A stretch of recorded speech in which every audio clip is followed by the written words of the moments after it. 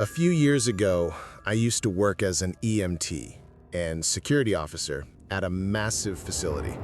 The kind of place that felt like a city within a city. Imagine it. Multiple apartment buildings, restaurants, shops, even offices, all stitched together across sprawling grounds. It was never truly empty. But at night, when most of the lights were out and the world fell quiet, it felt like walking through a ghost town. Part of our duties went beyond security. We were responsible for fire and life safety. That meant extinguishers, alarms, sprinkler systems, and eyewash stations. A small, tedious job that never sat right with me. The process was simple. You turned the tap on, let the water run for 5 minutes, tested the temperature, then signed off the inspection tag. Nothing to it. But when you're standing alone in a dark kitchen at 3 in the morning, even the simplest task can start to feel like a ritual you shouldn't be performing. There was one kitchen in particular that I hated. I can't explain it.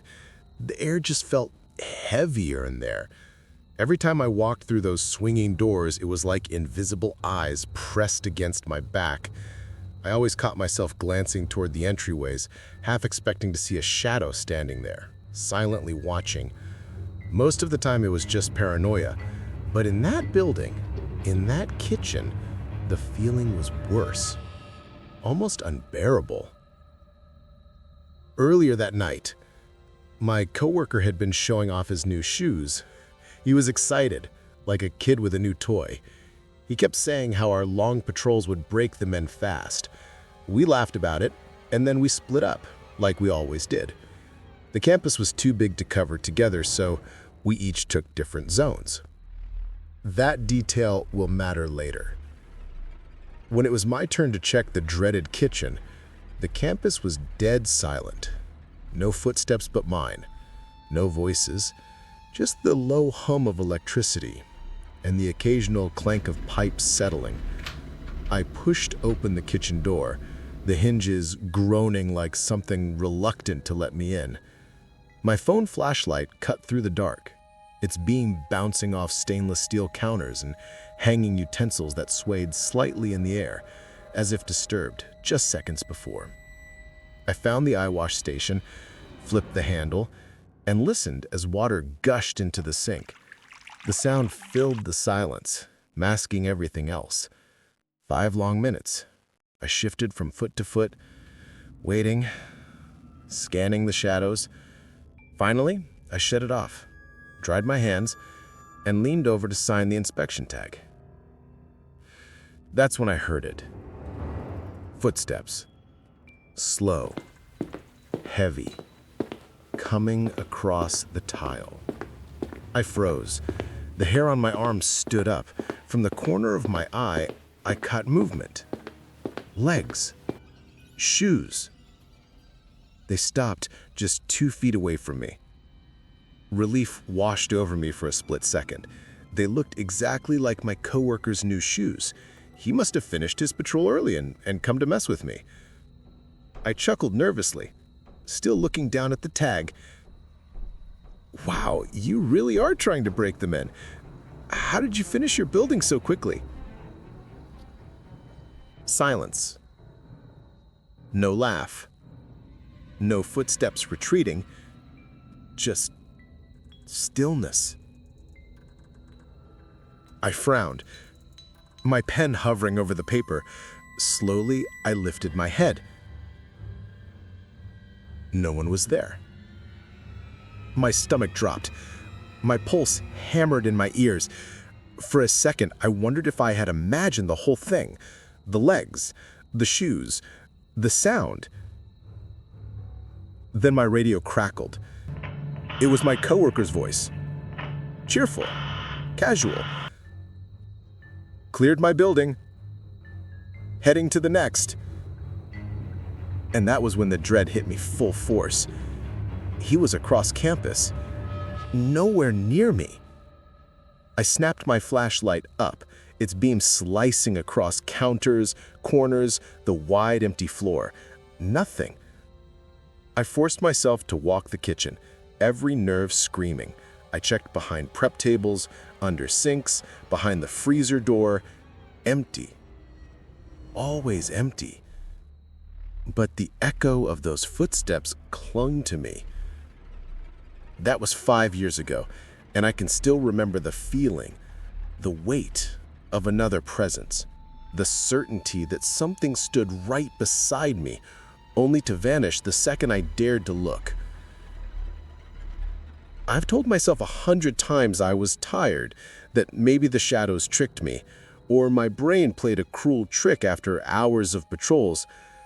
But then I hear the other stories.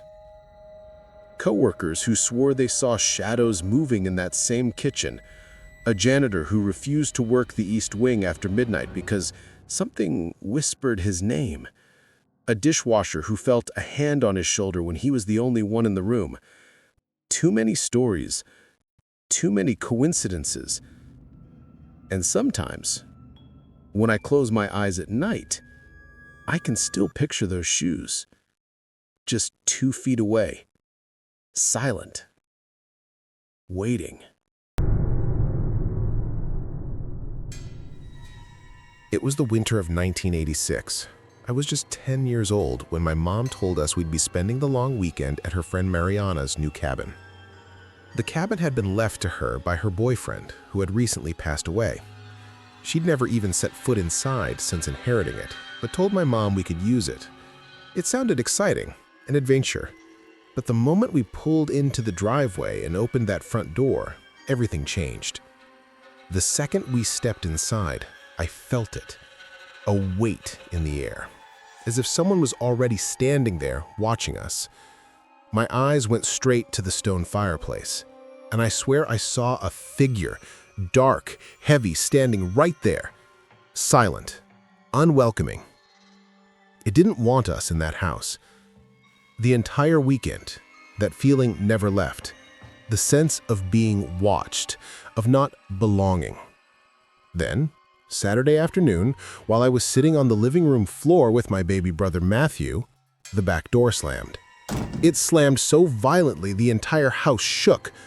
There was no one there, just silence and that same heavy pressure. My mom looked straight at me, her face pale. No one was there, was there? I whispered, no. That was the moment I knew. She felt it too. Later that evening, my mom had to run to the store. She told me she wanted to leave Matthew and me alone in the cabin. I panicked. The thought of being left alone in that house was unbearable. The moment she closed the door behind her, I felt it. A presence standing beside me, close enough to touch, close enough to whisper, leave. But no words came, just the heavy silence pressing against my chest, until she finally returned. That night, as I lay in bed, I heard it. Breathing, deep, ragged, like the wheeze of a chain smoker in the corner of the room. I froze under the covers. The sound came from the wall, closer and closer, until eventually I fell into a restless sleep. The next morning we left. But on the drive home, my mom told me something that chilled me to my core. She said she had a dream that night.